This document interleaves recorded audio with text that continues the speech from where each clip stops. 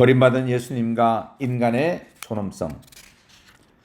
정치에서 버림받은 예수님을 선택한다는 것은 가장 잔인하고 고통스러운 현실을 중심에 둔다는 것을 의미합니다. 크리스찬들은 십자가에 못 박히시고 버림받으신 예수님께서 또한 부활하셨음을 믿습니다.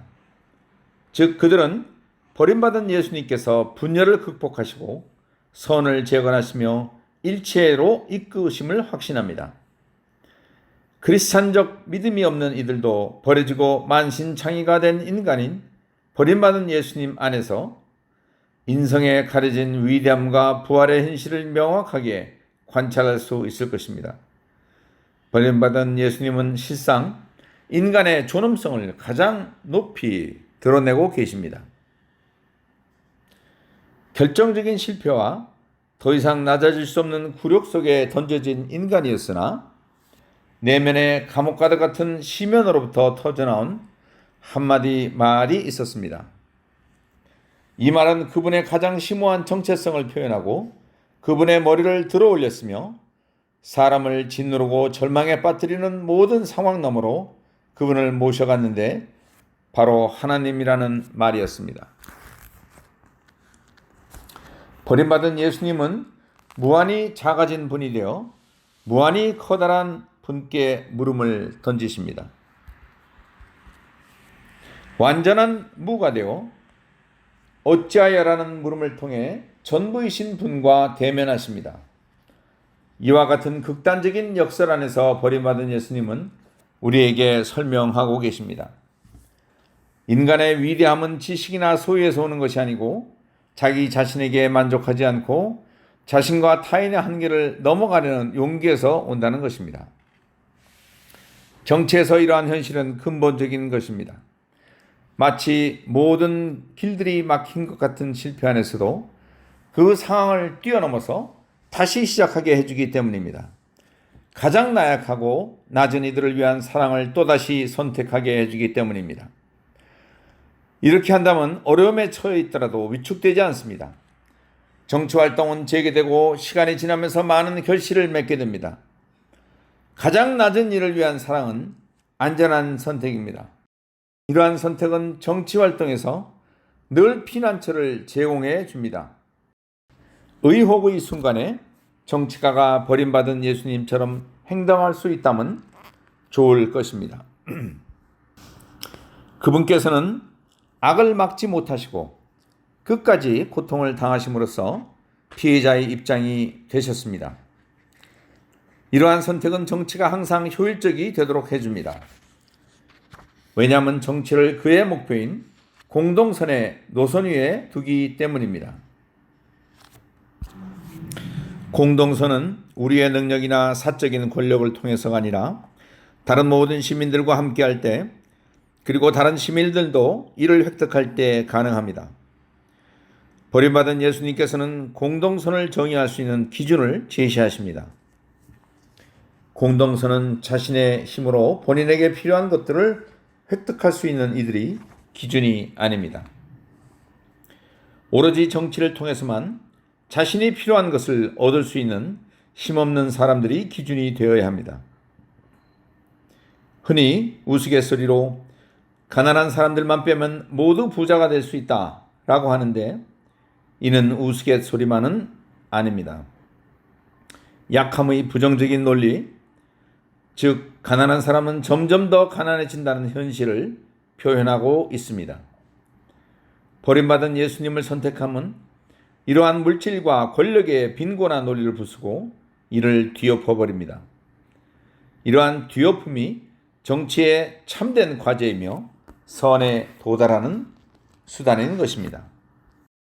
정치인이 본보기이신 버림받은 예수님. 정치에 참여한다는 것은 본질적으로 사랑을 선택한다는 것입니다. 버림받은 예수님께서 이 사랑이 어떠한 척도를 지니는지를 우리에게 보여주십니다. 그분은 사실 완전하게 소모된 사랑이십니다. 자신의 논리를 더 이상 지니지 못하고 당신 안에서 더 이상 사랑을 느끼지 못할 정도로 모든 것을 내어 주셨기 때문입니다. 이러한 상황에서도 우리가 자신의 선택에 충실히 남아있으면 버림받은 예수님의 경우처럼 최고의 사랑으로 우리를 데려다 줍니다. 즉 고통을 통하여 다시 발견하게 되는 사랑입니다. 정치인들은 자신의 삶에서 이러한 고통을 얼마나 자주 겪는지 모릅니다. 사랑의 동기가 되어 정치에 입문하였지만 어느 순간 사랑이 아닌 것들로 파묻혀 있는 자신을 발견하게 됩니다. 그는 정치를 시작했던 목적을 상실했다고 느낄 수 있습니다. 자신은 버림받았으니 이제는 그만 정치를 포기하고 싶다는 유혹을 강하게 느낄 수 있습니다. 그런데 이때가 바로 버림받은 예수님의 순간입니다. 어려움 앞에서 홀로 저항하는 당당한 슈퍼맨이 아니셨습니다. 그분은 당신 사명의 의미를 잃어버렸고 당신이 처한 상황을 이해하지 못하였습니다.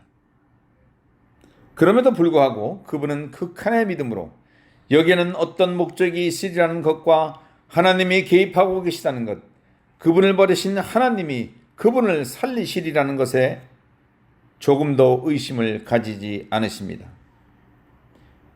그래 하나님께 당신을 의탁하시면서 청하십니다. 버림받은 예수는 믿음의 인간이다 라고 끼아라는 설명합니다. 이처럼 정치가도 자신의 사명을 의심하지 않습니다. 스스로에게 의문을 던지기는 하지만 정치가가 된 동기였던 사랑하겠다는 목표에 의문을 느끼지는 않습니다.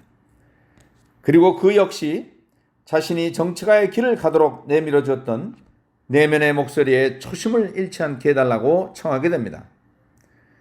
이는 정치가에게 있어 가장 드높은 사랑의 순간입니다.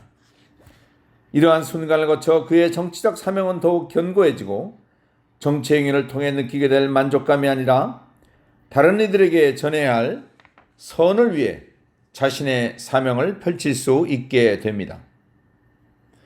사랑의 무를 통과하는 정치인은 버림받은 예수님처럼 하나님의 모든 것을 받게 됩니다. 이 모든 것은 인간이 하나님의 사랑과 진리, 일치를 소유할 수 있도록 버림받은 예수님께서 잃어버리신 것이며 정치활동의 토대이고 무기입니다. 버림받은 예수님은 정치인의 모든 것이 되어야 합니다. 왜냐하면 그분이야말로 정치인이 건설하고자 하는 일치의 원천이시기 때문입니다.